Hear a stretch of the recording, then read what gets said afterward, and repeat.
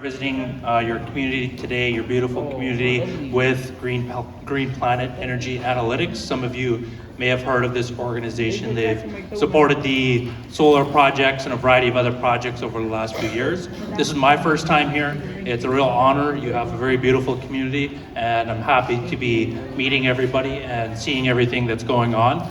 There's a lot of really great stuff happening here and a lot of really great people leading stuff. So how did I get here? I'm originally from the Chipewyan Nation. I was born in Nunavut, Northwest Territories. I also lived in Aklavik, Fort Smith, Hay River. You may know some of these communities. That's when I was much younger. My parents decided to move south to provide education opportunities for the kids because there was a lot of us. And I'll just say, like, very briefly, that was a challenge. I felt very disconnected, out of place, behind, didn't see myself. I was a little bit confused and just isolated in that experience. That carried on for several years, to be honest. Although I did love living in the South and the amenities and all the excitement and stuff like that, I certainly didn't feel a sense of belonging or a strong sense of identity. Eventually, I did make it into university. After working several jobs in the trades, so I was working in construction, labor, painting, concrete work, all sorts of different things, and I was kind of bouncing all over the place, and all I knew was I didn't really feel like I had a strong sense of belonging or a sense of identity with a lot of these jobs, even though I did enjoy the work very much. So eventually I decided to go to university because I thought, well, I want to do stuff for communities, I want to do stuff for the climate. How can I do that? How can I learn more? And that was kind of my process of starting that. And again, to be honest, I faced a lot of challenges that some of you probably have faced yourself or have heard of. So I had to drop out several times because I couldn't afford university until a member of the Indigenous community helped me get loans and scholarships and things because I didn't feel confident to do that. I didn't know how to do that. I didn't know who to ask. I didn't have anybody to write me letters of support or anything. Nobody in my family could help me financially until this person helped me do that. And then I was able to go back to university. But again, I started struggling with my grades. I almost failed several classes. I did fail several classes. And it took me 6 years to do my 4-year degree for this reason. But by the time I was done school, I was taking a full course load and I was getting good grades and I was actually enjoying the process rather than dreading it and procrastinating and stuff.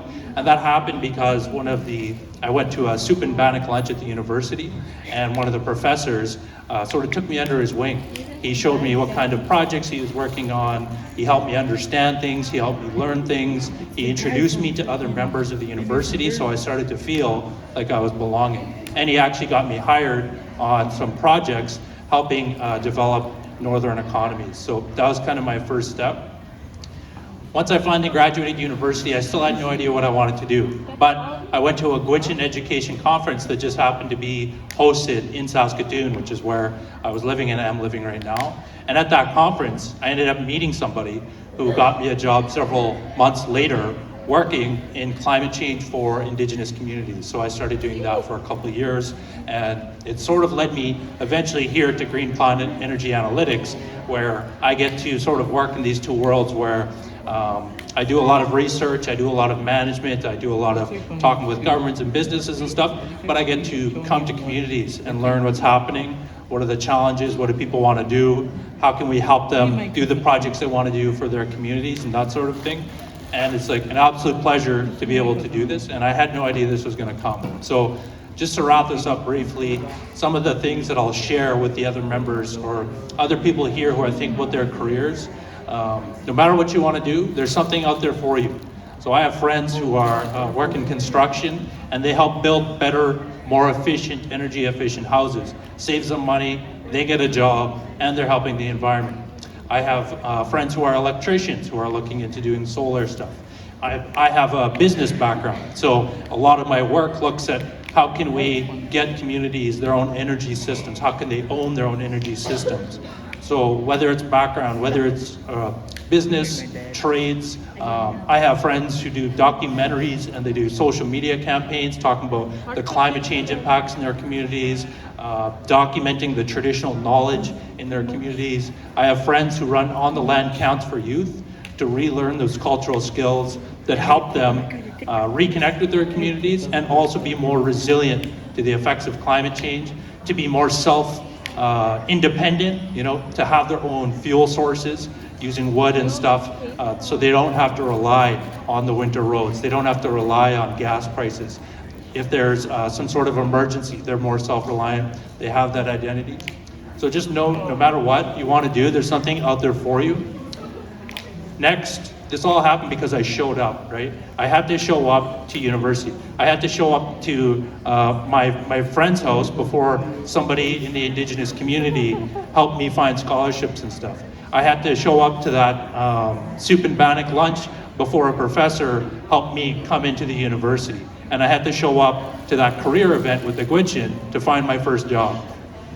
So you have to show up, and the rest will probably take care of itself if you just continue to show up. But also, don't be afraid to rely on your community, connect with your community, because I was kind of going it alone all those years, and I think that's why I felt uncomfortable. I didn't have identity or a strong sense of identity. I was bouncing all over the place, and it was just honestly a struggle every day until I started reconnecting with my community and reaching out to my community.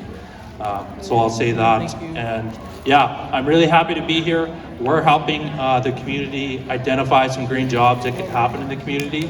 Whether it's related to our work or not, I am happy always to help people go through that same journey that I did, because I know what it's like to not even know where to begin applying for school, not even knowing how your jobs relate to the things you care about, whether it's your community or being on the land or whatever else.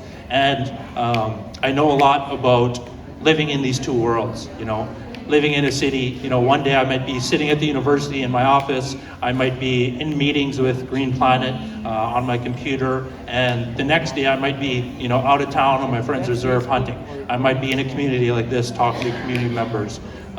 So it's possible, and it's really amazing to have the kind of job you want, stay connected to your community, and actually have a strong sense of identity and a strong idea of your career and being confident within that. So that's all I wanted to say for today. Thanks again, Masi Cho to everyone.